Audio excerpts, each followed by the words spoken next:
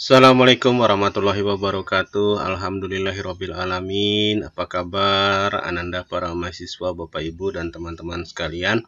Setelah libur semester ganjil di 2021 ini, 2021 ya, itu kode tahun akademik dari Kopertis atau dari LL2 Dikti ya, atau sekarang tahun 2020 ya. Kita sudah libur beberapa hari. Oke, sekarang kita akan belajar kembali sambil mengisi liburannya. Masih belum selesai liburnya karena kuliahnya kita mulai sekitar bulan Maret ya. Oke, baik. Pelajaran kita hari ini adalah judulnya buat program instalasi basis data bengkel dengan bahasa pemrograman PHP. Untuk dapat barokahnya, mari sama-sama kita mulai pembelajaran kita dengan membaca Bismillahirrahmanirrahim. Baik, Ananda, para mahasiswa dan teman-teman sekalian, sebenarnya nanti ini merupakan seri pertama dari pemrograman PHP untuk membuat aplikasi basis data bengkel, aplikasi sistem informasi manajemen bengkel, yang kemarin pada pertemuan sebelumnya itu dibuat dengan Microsoft Access. Dan juga telah belajar bagaimana menormalisasi basis datanya dari awal, yaitu sumber asalnya adalah nota ya, sehingga didapat nanti beberapa informasi. Baik, ikutin terus aplikasi pembuatan aplikasi ini, videonya. Jangan lupa subscribe bagi yang belum, yang sudah subscribe terima kasih. Nah, kode programnya nanti silakan lihat di bagian akhir atau di video yang saya tayangkan ini ya. Baik. Oke, kita mulai. Apa yang harus kita lakukan? Yang harus kita lakukan tentu saja nanti adalah membuat file PHP. Tentu saja file PHP ini harus berjalan di server Apache, maka mau tidak mau Anda yang akan belajar ini harus sudah menginstal dulu server Apache dan MySQL-nya, karena nanti kita akan pakai itu, server itu. Dan bagaimana menginstal server basis data MySQL dan server Apache dari SAMPP, silahkan lihat di channel saya pada video sebelumnya. Oke, nanti ada di pojok ini saya berikan insya Allah rekomendasinya. Oke, baik. Nah, setelah diinstal, kemudian dibuka file folder htdoc, di dalamnya dibuat folder baru install bengkel ya, kalau belum ada install bengkel, atau terserah namanya apa, yang jelas nanti filenya kita simpan di sana. Oke. Nah, nama filenya nanti adalah install.db. Oke, kode programnya gimana buatnya? Kode programnya kita buat bisa dengan Notepad++, bisa dengan Visual Studio ya, bisa dengan Dreamweaver dan lain-lainnya yang menghasilkan file teks murni dengan ekstensi PHP ya. Dalam contoh ini saya menggunakan Notepad++. Baik, kita lihat kode programnya. Yang pertama kita buat adalah HTML-nya dulu. HTML-nya di sini kita lihat baris pertama ya, seperti biasa ini adalah kode utama dari HTML, doc HTML-nya.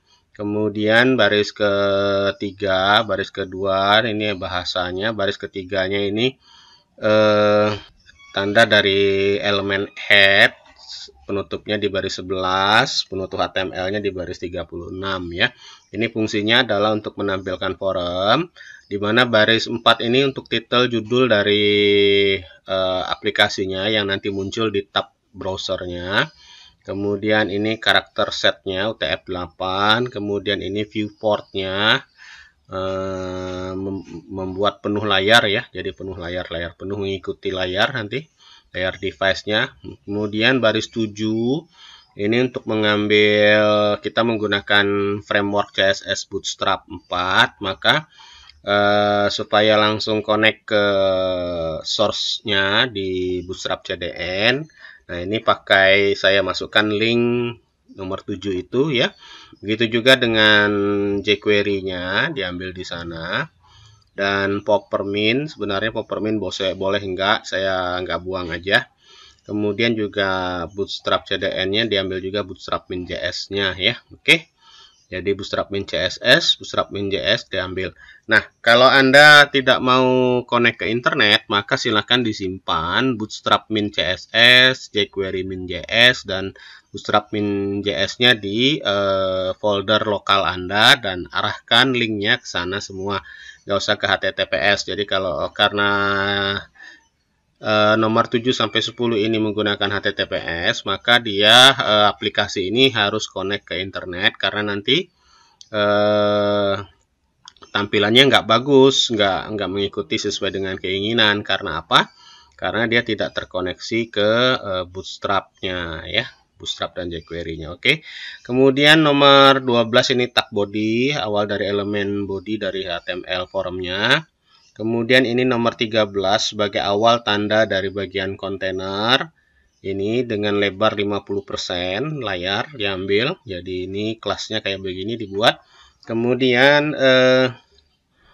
kita juga menggunakan kelas text center supaya tulisan ini ada di tengah. Kemudian menggunakan form, awal form baris 15. Jangan lupa penutupnya di baris 33.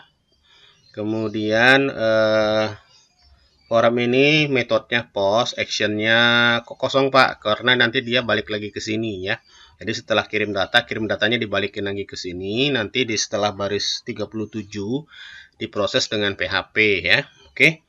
Nah, ini kemudian baris 16 sampai 19 ini untuk mengambil data alamat server. Disimpan datanya dengan nama objeknya adalah server. Kemudian 20 sampai 23 mengambil nama pengguna dan seterusnya dikirim dengan tombol submit ya untuk proses instalasi. Itu kemudian berikutnya mengecek menggunakan bahasa PHP apakah tombol submit diklik oleh pengguna. Ketika diklik maka diambillah elemen-elemen dari form tadi yaitu server, name user, PWD, nama basis data. Nah, ini maka harus sesuai dengan elemen yang ada di sini di masing-masing name-nya. Oke, kita lihat di name-nya. Di sini name-nya server, name-nya nama user, name-nya PWD, name-nya nama basis data, maka post-nya juga sama, server, nama user, PWD, nama basis data. Oke. Kemudian jangan lupa menggunakan fungsi filter var supaya tidak di hack ya, tidak dihack oleh orang yang tidak berkepentingan. Nah, kayak filter var ya, ini filter var ini. Jadi kita pakai filter var. Sekalian saya mengingatkan kembali bagi teman-teman Anda yang belajar keamanan sistem dan jaringan. Filter var ini fungsinya untuk mencegah SSS injection ya, dengan metodenya dengan variabelnya adalah dengan data filter filenya ada filter sanitize string. Jadi di string yang ada dari server itu dari variabel ini di filter sehingga tidak kalaupun diinjeksi orang maka kodenya tidak berfungsi ya karena difilter. Oke. Kemudian ini kita buat variabelnya con, variabel host, variabel user, PWD, NDB suka-suka ya mau namanya apa. Yang juga ini sama con ini adalah metode koneksi ke MySQL dengan metode OOP. Jadi nanti ini adalah pemrograman metodenya OOP. Kita menggunakan MySQL-nya OOP bukan prosedural. Prosedural kita lihat contoh-contoh sebelumnya ya. Oke, ini yang OOP. OOP kita new MySQL. Jadi nanti mengambil ini. Kenapa kok database-nya belum ada? Karena kita mau ngecek dulu ini, connect server apa enggak ya. Jadi di sini ada cek koneksi ya. Jadi jika dia connect maka ini di baris 45 sampai 48 dilewatin ya. Tapi kalau dia tidak connect ke basis data atau basis datanya enggak server basis data MySQL-nya belum dihidupkan, maka baris 45 dieksekusi sampai 47 ya. Perintah exit 47 mencegah untuk memproses selanjutnya. Oke, kita lihat berikutnya 49 itu adalah mulai membuat basis data. Sebelumnya kita lihat oh ya, setelah connect ya, maka mulai membuat basis data. Nama datanya tadi nama database-nya sudah disimpan di variabel NDB, maka kita tinggal eksekusi query-nya. Lihat ini $con ini harus sama dengan nama variabel untuk mulai koneksi MySQL-nya ya. Jadi kalau ini koneksi kita buat $koneksi, maka di sini juga $koneksi ya, bukan $con. Kalau di sini $con, maka $con semua ya. Oke. Nah, itu suka-suka sama Anda. Kemudian ini $R1 suka-suka ya. Sebenarnya result ya, ini saya beri nama R1 result, hasil 1 juga boleh, H1 juga boleh ya. Ini kependekan dari result 1 ya maksud saya. Nah, ini baris 49 menyuruh server Apache membuat basis data. Kemudian kalau dia sukses ya, dikerjakanlah baris 50 sampai 53, ada pesannya dalam HTML. HTML-nya dibuat di dalam echo ya. Jadi di dalam echo, maka echo-nya demikian. Kenapa echo-nya pakai minus, pakai kutip tunggal? Karena HTML-nya pakai kutip 2 ya. Oke. Kayak begitu. Nah, jika dia error membuat database-nya, maka nomor baris 55 sampai 58 yang dieksekusi. Oke. Nah, kemudian baris 60 ini ditutup koneksinya. Kenapa ditutup? Karena mau mengaktifkan database-nya. Setelah ditutup, dibuat lagi koneksinya. Jadi, setelah ditutup di baris 60, koneksinya dibuat baru lagi, tapi dengan pakai database yang sudah dibuat ya. Oke, selanjutnya setelah itu kita membuat tabel pelanggan. Ini dia, jadi sama tabel pelanggan. Ini terus tabel pelanggan. Oke. Nah, oke. Nah, ini ya. Nah, tabel pelanggan. Nah, kemudian setelah itu nah, ini kita buat satu-satu query-nya, jadi sama ya dengan kalau kita buat dipakai kode SQL biasa. Ini ada create tabel pelanggan, ada nomor polisi sebagai kunci primer dan sebagainya, dan seterusnya. Terus, nah ini juga yang tabel jenis service. Kemudian sama sih sebenarnya tabel jenis perbaikan. Kemudian ini tabel jenis lain-lain. Ini tabel jenis spare part.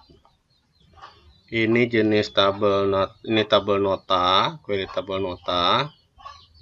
Ini query tabel service, query tabel perbaikan, query tabel lain-lain, query tabel spare part, query untuk membuat koneksi kunci tamu dan dengan kunci induknya, dengan tabel induknya. Jadi dari tabel lain-lain ini dikoneksikan dengan tabel induknya jenis lain-lain pada kolom kode lain-lain. Nah, ini caranya menggunakan alter table add constraint. Jadi add constraint ini menambahkan constraint, menambahkan koneksi sebagai kunci tamunya di kode lain-lain yang mengarah ke tabel induknya di jenis lain-lain pada kolom kode lain-lain. Jadi foreign key-nya kode lain-lain, nama constraint-nya, nama hubungannya adalah lain-lain IBFK1.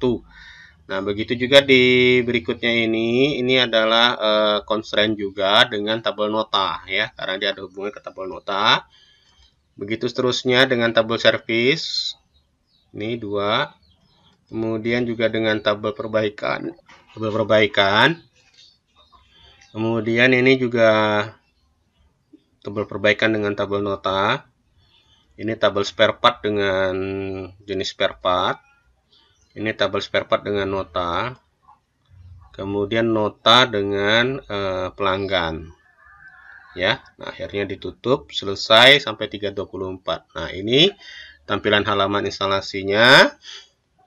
Kemudian ini ERD Martin dari hasil tampilan di PHPMyAdmin-nya. Oke. Demikian mengenai teorinya, mari kita praktekin. Source code-nya download di sid.simbengkel AW channel ya. Demikian perjumpaan kita hari ini. Terima kasih, selamat belajar. Bila topik daya, assalamualaikum warahmatullahi wabarakatuh.